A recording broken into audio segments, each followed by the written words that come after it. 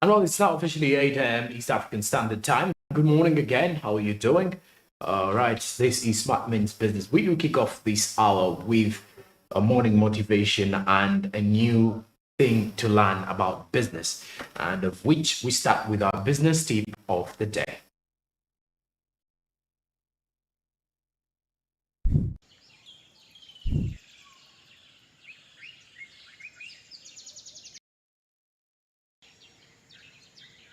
All right, now the business tip says the secret of getting ahead is getting started, and the secret of getting started is breaking complex, overwhelming tasks into smaller, manageable tasks, and then starting on the first one.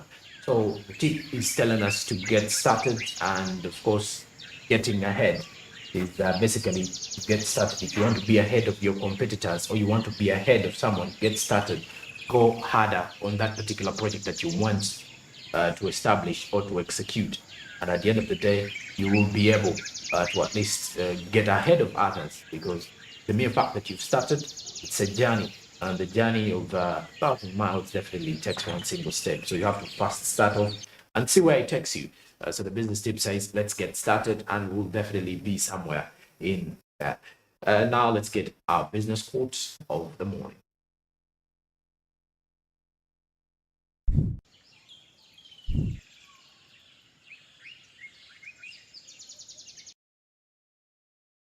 Now, Malcolm Forbes says, when you cease to dream, you cease to dream. Rather, you cease to live. When you cease to dream, you cease to live. Malcolm Forbes, when you cease to dream, you cease to live. So we live for these dreams, and we see, if we seize the fire, then it's literally no reason as to why we are living. We are just existing. So at the end of the day, we have to live and never exist. So if we cease to dream, then we are seizing the entire idea of life and living. So we are living to dream bigger and achieve those particular dreams. And that is our business quote this particular morning here on SMB. And now, before we head into some media trends, Parliament has intervened as a job saga. The Speaker of Parliament, Right Honourable Anita Anamong, ordered yesterday the Gender and Labour Minister and the Finance counterpart to table before Parliament a statement detailing the delay in appointment of a new National Social Security Fund Managing Director, with the fact that we do have Mr. Ayota, who is currently an acting MD. Now, the directive to the two ministers, Betty Amongi and Matia Kasaija, who oversee the day-to-day running of the Workers' Fund, comes at a time when the media has been awash with negative reports surrounding the appointment of the new managing director following the expiry contract of Mr. Richard Biarogaba, who is also the chairman board. Now, in our communication to Parliament yesterday, the Speaker said that the two ministers should appear before Parliament today to explain to the House the current controversies at the fund. And of course, we shall be giving you those details tomorrow, just in case if they do appear, of course. And when you look at some of the issue, MPs have welcomed the directive, and they believe this should be very important to bring on board, because it is alleged that there is a 6 billion shillings which was included in the NSSF budget after Honorable Betty Amongi wrote a letter dated June 16, 2022, addressed to Dr. Peter Chimboa, the board chairperson, in which he directed the money to be provided. So there's lots of issues dealing with the National Social Security Fund. And for that matter, social media has been raiding itself harsh, I should say. And of course, the tantrums being thrown, writers, left, right, center, influencers, and of course, media personalities having their say on the NSSF saga. So let's have this and more from our social media trends this morning.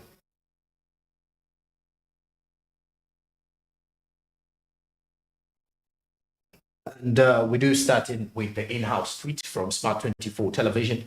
The Sub Minister for Finance, in charge of general duties, Honorable Henry Musasi, affirmed that the savings in the National Social Security Fund are safe while appearing for the Committee on Finance in Parliament. Hashtag driving business, hashtag Smart 24 TV.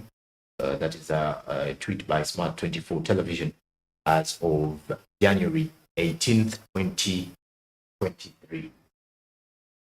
and still with the same issue to do with the NSSF saga. So you can easily see that.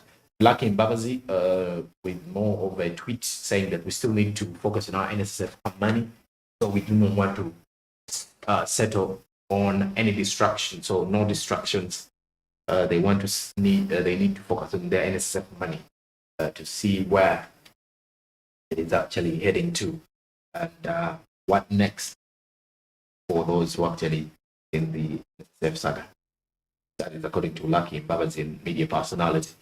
Now, Oreo Court George 1 at gmail.com, at Oreo Court George 1 says NSSF is going, I think he meant doing a great work for the citizens of this country, but there are some mistakes they need to correct by themselves, employed by the government of Uganda for God and my country. That is according to Oreo Court George 1 at gmail.com, at Oreo Court George 1, his first initials. Then we have Ivan Chitamirike at I_team saying, watching news, pension money in France is an issue. In UK, it's an issue. Questions here of NSSF misuse at governments failing world over. That is according to a question, a tweet question from Ivan Chitamirike at I_team with that particular one coming in this particular morning with the social media trends. Now, Bella at Bella_Sassy1 says, how about we stop paying NSSF money? That's according to Bella. I think she wanted to oppose more of a satirical tweets that way. How about we stop paying NSSF money? Now, Simon Kabwanjala at Simon Kabwanjal says that, dear NSSF Uganda, I'm no longer interested in stories of we bought land, bonds, buildings, increased interest. Neo. Lend me my money and I'll return it in a few months. And I'm serious. That is according to Simon Kabwanjala. Also, going bare knuckles on the timeline, the National Social Security Fund in there, the current saga that is ongoing within the country.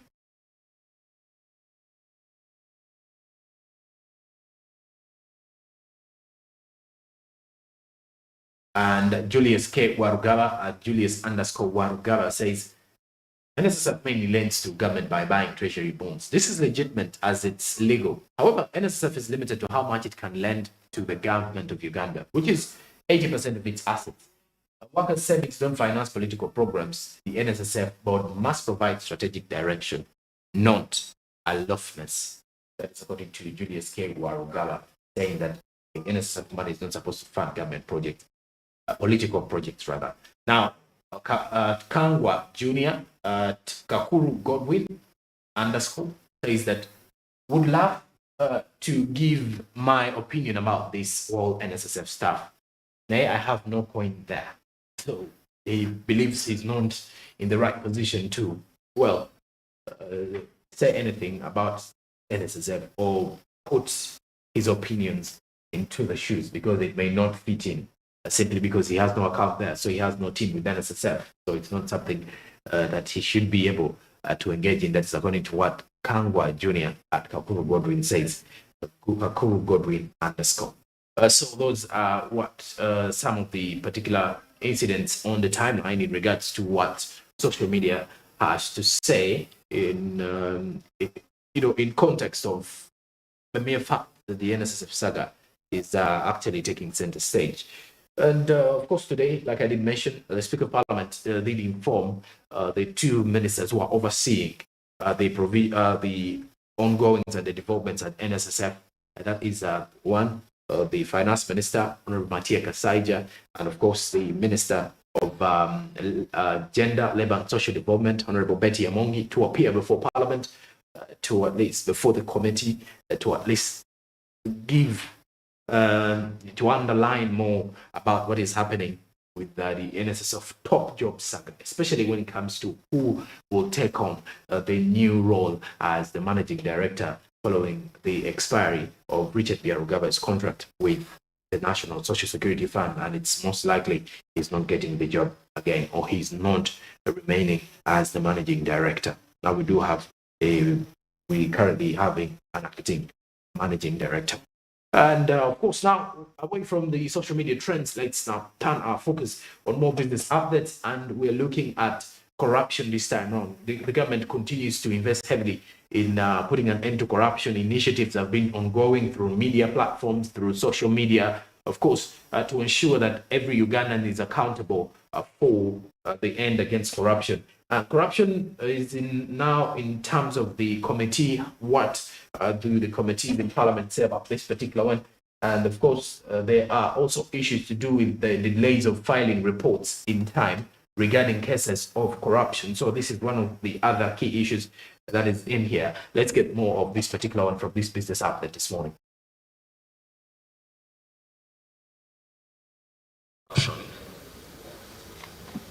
Corruption is all over, and the corrupt target Parliament, and that is a fact. What I have observed over time is that these mafias now, they have to see how to approach the different leadership of committees to ensure that their wars are concluded here in the Parliament. And this is a fact.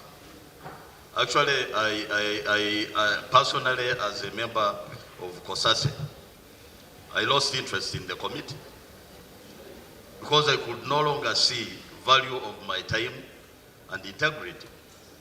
I could see whatever is being run in that committee. There are so many underhands. So Chair, I felt very... Alex, are you insinuating that there was corruption in the committee? Of course. Do you have evidence to that? Right, Honorable Speaker. Do you have evidence to that? Yeah, the time will come, I will unveil the facts here. I will come and unveil the facts here. Because I'm not talking. When do we expect, if you don't have evidence now, then you should withdraw that statement. Because okay, to the best, Honorable. Right, I Honorable. am still communicating. Withdraw your statement. Because for me, I don't want to be seen that my chairpersons are corruptible. No. But if there is no evidence to that effect, withdraw it until you have evidence. Then you come and lay on the table. Okay, Madam Speaker, I withdraw because I don't have the evidence right now. I withdraw that statement. But Madam Speaker, I want Madam Speaker this Can to go... I have order? Madam Speaker, I you want want this... to laugh, you go and laugh in the corridor. Madam Speaker, I want this to go on record, that you are members and chairpersons of this committee, they are vulnerable to corruption like any other person who holds a sensitive office in this country. So we cannot rule out that fact, and we shall look for the evidence. It will be unveiled when time comes. But Madam Speaker, the manner in which business of these committees, the case of COSASE is being conducted, is something that we need to interrogate and resolve. Because the committee... Are you a member of the committee? Yes, I'm a member of the committee, Madam. Honorable members, you know how to resolve issues of the committee. And can we leave that to Log? Log, that committee is under you. And there are issues that they are raising. You have it resolved. We don't need to discuss it here. Let me. You have ordered for an audit of the performance of the committee, and I'm sure there are many facts that will come out arising from that fact. What I would need is we need to protect and keep the dignity of Parliament. Parliament is not a persecuting organ. We are not here to persecute individuals, but we are here using the parameters of Parliament to protect the law and appropriation of resources and safeguard the country. But we should not come and be high-handed because we are in powerful positions and take advantage of being in such a position. I beg to move. Communication, and from what the honorable member has said. Honorable members, one member of Parliament should not criminalize the institution of Parliament, because we have the Rules Committee which can investigate anything that has happened. Second, honorable members, who owns these committees? When I was in the 6th Parliament, committees were, Sixth Parliament, committees were owned by the members of the committee, and they would check the leadership. Honorable member. But now, listen to an advice of an elder.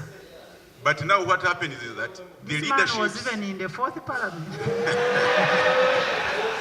But the biggest challenge we have as a parliament is that the leaderships are imposed irrespective of integrity and the capacity to lead these committees and ownership. And even the reporting system becomes a problem. So it is high time that this parliament, in its wisdom, checks through who leads the committee, because parliament performs through Article 90, such that the committees are not appointed by foreigners. You find someone, you are in a committee, they say the chairperson has been imposed on you, even without. Who are the foreigners, Honorable Kwizera? I mean, those who appoint committees in parliament are not members of parliament. Government there is Chief Whip, listen, Government Chief Whip brings a list of... From where? From among the members. That's what I'm saying. So I want to think that... Honorable Kwizera... In the appointment... Honorable Kwizera, there are no foreigners who choose committee chairs. Unless if you're saying I'm a foreigner, Honorable Bua is a foreigner, Honorable Lope is a foreigner. We are the ones who decide who is a chairperson. Can I justify what I was saying? I am not talking about foreign in terms of sovereignty. I am talking that the members of parliament here have very little say on the committee leaderships. But your whip has a say. But and the commission. What are the qualifications? Influence peddling, yes. I thank you very much. What is the qualification of being an MP? The work we do in the opposition. I contend that this parliament is not seeing the opposition heading committees for the first time, and they do appreciate the challenges of these committees. Right on the Speaker, I would love that we administratively deal with backlog, because I sense that an omnibus adoption of the reports may not solve the problem at hand. But I'll request my team of committee leaders to retreat, and we find a remedy. We try to appreciate what is pending and what has not been handled at all, so that we can deal with it within the little time available. Secondly, we need to understand that these committees are headed by the opposition, but they are committees of parliament. 99% of membership is from the ruling party. And when their work is curtailed, it's an indictment of all. Certainly, leadership is very key, but all of us must work to make sure these committees perform. And nobody should try to curtail their work because the head is the opposition. And I'd like to ask my brother, the Honorable Alex Luhonda, to be calm. He was the chairperson of a committee in the 10th Parliament, the Committee of Trade. Remember? And was disbanded. So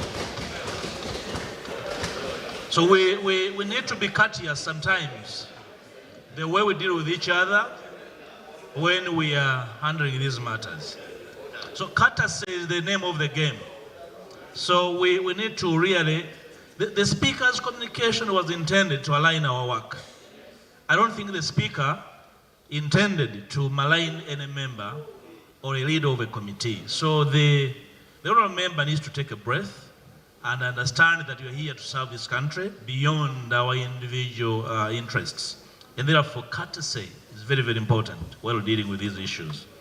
Thirdly, right on the Speaker, we can deal with these challenges, and one of the issues we need to handle in the Business Committee to finally deal with Act, because we never did away with the Audit Act.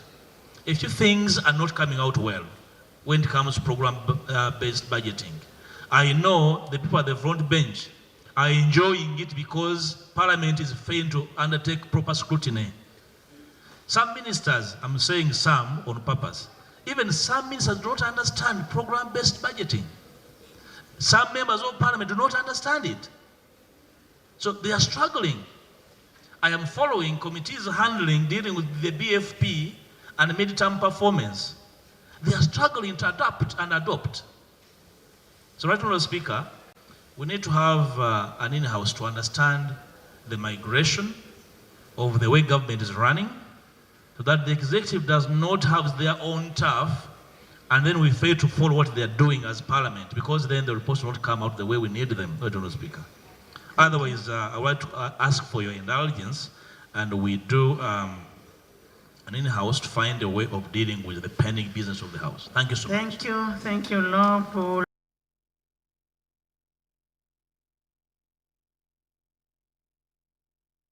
Now, when you take back a look at the report that was released in December last year, the Inspector General of Government said her office has caused the interdiction of about 50 public servants.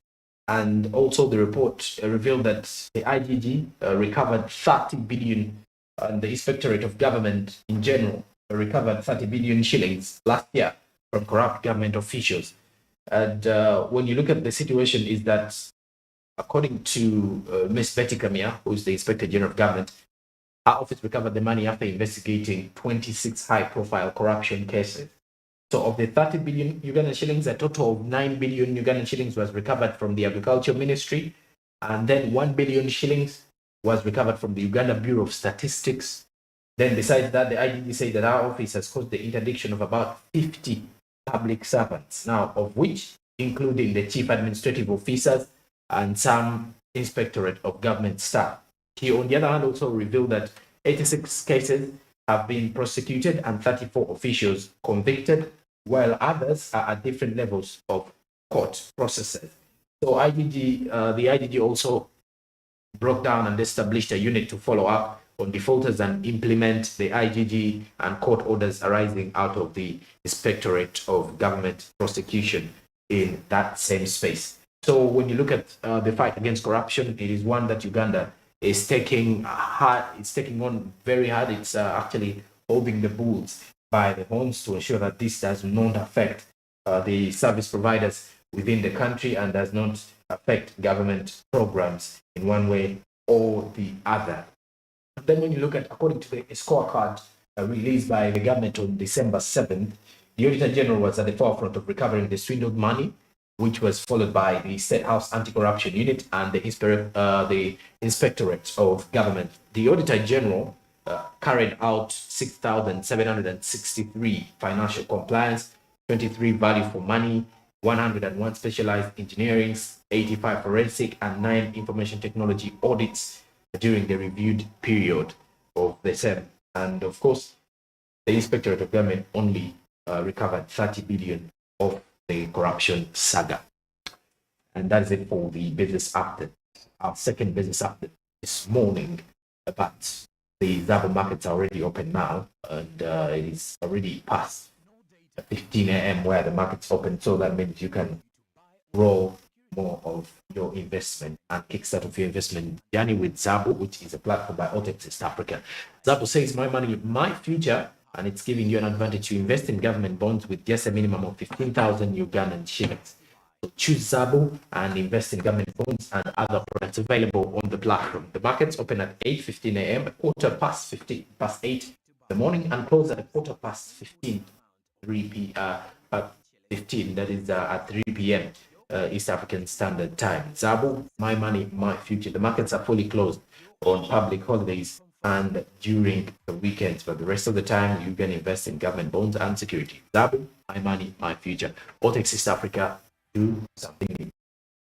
Well, after the break, we shall be returning with the latest from sports business and also giving you the latest updates coming in from the world of entertainment with Barigi Andrew. Good morning, stick around.